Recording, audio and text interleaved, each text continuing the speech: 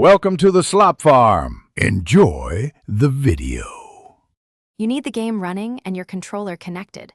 Press plus to open the pause menu and go straight to options.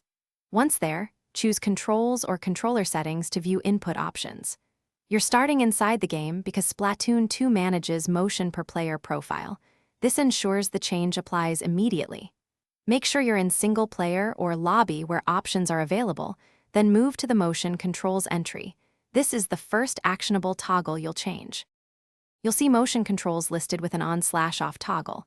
Highlight it and press it to switch it to off. Do this now. Once turned off, make sure to adjust stick aim sensitivity because your targeting field changes when motion is removed. Lower or raise sensitivity a little and test in a lobby.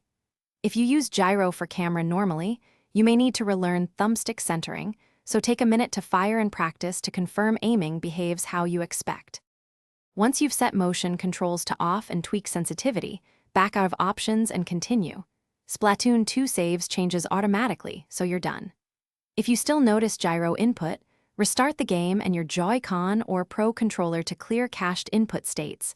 This often resolves lingering motion. If problems persist, inspect any Switch accessory apps or third-party controller profiles that might override game settings. Disable those. Then reopen Splatoon. Thanks for watching. Consider subscribing if we helped you today.